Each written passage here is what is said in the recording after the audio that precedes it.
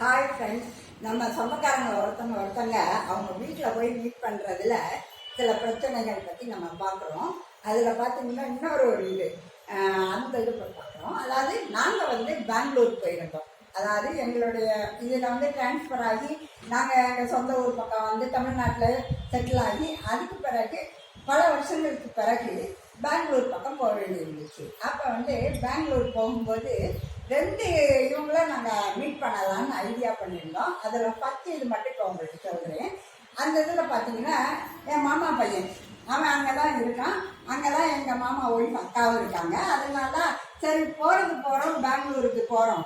அந்த போகிற இடத்துல நம்ம இவங்க எல்லாரையும், அதாவது இவருக்கு ஒரு ட்ரைனிங்காக போயிருக்கோம். அதனால் அந்த ட்ரைனிங் முடிஞ்ச உடனே சும்மா தானே ரூமில் உட்காந்துட்டு இருப்போம், அப்படியே அவங்களையெல்லாம் கவர் பண்ணிடலாம்னு நாங்களாகவே ஒரு ஐடியா பண்ணிட்டோம். அதனால என்ன ஆச்சு, நாங்கள் அங்கே போன உடனே எங்கள் அக்காவுக்கு ஃபோன் பண்ணி இந்த மாதிரி நாங்கள் பெங்களூர் வந்திருக்கோம், எங்களுடைய இந்த இது நாங்கள் தங்கியிருக்கிற இடம் இந்த இடத்துல இருக்குது, உங்கள் ஏரியா ரொம்ப தள்ளி இருக்குன்னு நினைக்கிறோம், எங்களுக்கு சரியாக பாதை தெரியல, அதனால் நீங்கள் இந்த மாதிரி மாமா பையனை அனுப்புனீங்கன்னா அவன் பக்கத்தில் என்ன பிக்கப் பண்ணிக்கிட்டான்னா நாங்கள் வர்றதுக்கு ஈஸியாக இருக்கும், அப்படி இல்லை எப்படி வரணும் அப்படின்னு சொல்லி எங்களுக்கு ஐடியா சொல்லுங்க அப்படின்னு சொல்லி கேட்டோம். உடனே அவங்க அக்கா சரிப்பா சொல்கிறேன் அப்படின்னாங்க. நாங்கள் காலையில் போயிட்டோம், பெங்களூரில் ஃபோன் பண்ணியாச்சு. மதியமும் ஃபோன் வரவே இல்லை மாமா பையன்லேருந்து. சரி நைட்டுக்குள்ளே பண்ணுவான்னு பார்த்தா நைட்டும் வரல. அந்த ஒன் டே ஃபுல்லும் வரவே இல்லை.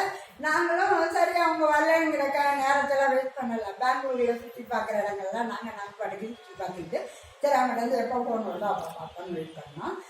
மறுநாள் ஃபோன் பண்ணான். ஃபோன் பண்ணோன்னே ஃபோன் பண்ணும்போது ஐயோ இவங்க வந்துட்டாங்களே அப்படிங்கிற மாதிரி அவனுடைய குரலில் எங்களால் அதை அண்டர்ஸ்டாண்ட் பண்ண முடிஞ்சுது. ஏன்னா நான் சைக்காலஜிஸ்ட்டுங்கிறதுனால ஒருத்தர் பேசுகிறாங்கன்னா அவங்க என்ன மனநிலையில் இருக்காங்கன்னு ஓரளவு என்னால் அண்டர்ஸ்டாண்ட் பண்ண முடியும்.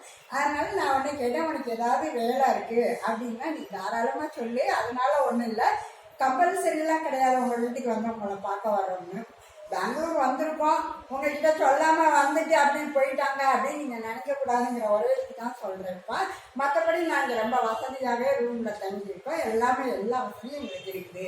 அதனால் நீ என்னைக்குன்னு சொன்னீங்கன்னா பேசலாம், இல்லை நாங்கள் உங்களை அங்கே பார்க்க வேணும்னு நீங்கள் எல்லாருமே அப்படியே கிளம்பி எங்கள் ரூமுக்கு வந்துடுங்க, நம்ம ஒருத்தருக்கு ஒருத்தர் பேசி எல்லாம் புரிஞ்சதுக்கு பிறகு நீங்கள் வீட்டுக்கு போய்க்கலாம் நான் அப்படின்னு எல்லாமே சொன்னேன். ஆனால் அவன் ஃபஸ்ட்டு ஒன்றும் சொல்லலை. சரி அப்படியா நான் தான் பார்க்குறேன் அப்படின்னு சொல்லிட்டு வச்சுட்டான். ரெண்டாவது நாள் மதியம் மறுபடியும் ஃபோன் பண்ணான். ஃபோன் பண்ணி என்னோடய ஃப்ரெண்டு ரிசல்ட்டுக்கு நாங்கள் எல்லாம் ஃபேமிலியாக போக வேண்டியது இருக்குது, அம்மா மட்டும் வீட்டில் இருப்பாங்க, நீங்கள் வேணால் ஒரு டாக்ஸி எடுத்துக்கிட்டு வந்தீங்கன்னா அங்கே வந்துடலாம், அம்மா வீட்டில் தான் இருப்பாங்க அப்படின்னு திருப்பி சொன்னான்.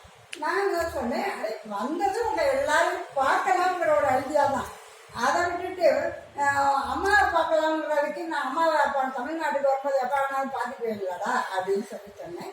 அங்கே இல்லை வாங்க எங்கள் வீடு ரொம்ப நல்லா கட்டியிருக்கோம், பெரிய வீடு, எங்கள் வீட்டை பார்க்கலாம்.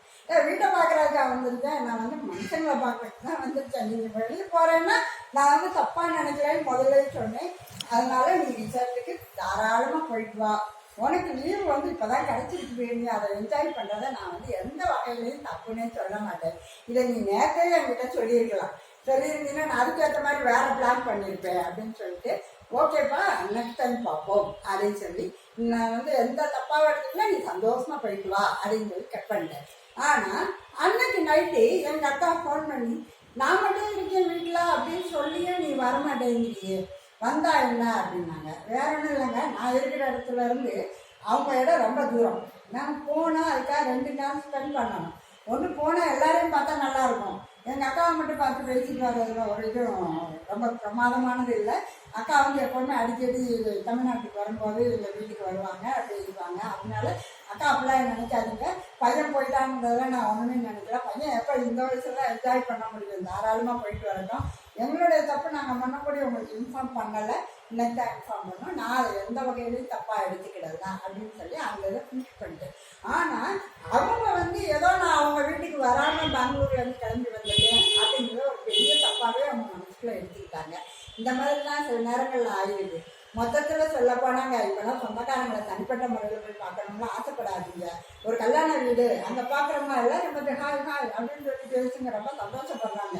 தனிப்பட்ட முறையில் யார் வீட்டுக்கும் போகணும்னு நினைக்கவே கூடாது. இதுதான் இப்போ என்னுடைய சஜஷனாகவே இருக்குது. நான் அதை தான் ஃபாலோ பண்ணுறேன். ஓகே, பாய்.